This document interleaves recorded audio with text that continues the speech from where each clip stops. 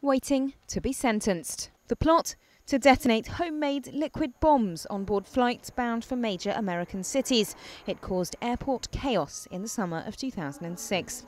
Liquids, paste, creams or drinks? Eye drops. Eye drops, yes, you need a plastic bag. Rules were changed regarding what liquids could and couldn't be brought onto planes, and they're still in place today. Last week, Abdullah Ahmed Ali, Asad Sarwar and Tanveer Hussain were found guilty of conspiracy to murder by detonating bombs. Today, they are to find out their fate. Last week, the jury heard that at the time of his arrest, the plot ringleader Ali had identified 7 US and Canada-bound flights to blow up over the Atlantic within a 2.5-hour period. Sarwar, the group's so-called quartermaster, kept the bomb ingredients at his home and in woods in High Wycombe in Buckinghamshire. Shop CCTV shows him buying a suitcase in which to store the chemicals.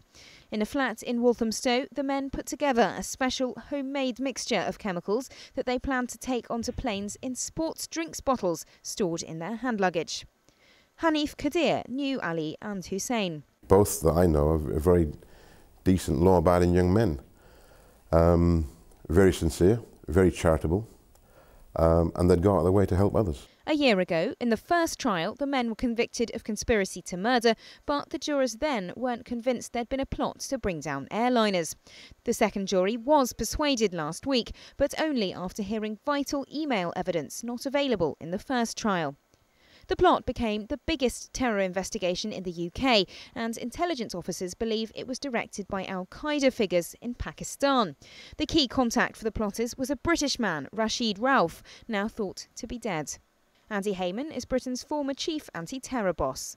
We're never going to be quite sure about what role Rauf actually played. What we do know is there's email traffic from these terrorists into Pakistan. What we also do know is that Rauf played a very central, pivotal part in negotiating and instrumenting what was going on from Pakistan in terms of direction into activity into the UK. Last week, Home Secretary Alan Johnson welcomed the verdicts. This case reaffirms the fact that we face a real and serious threat from terrorism. This was a particularly horrendous plot which would have led to murder and mayhem on an unimaginable scale. Now, after 2 very long and difficult trials, these 3 men will find out how long they're to spend in jail.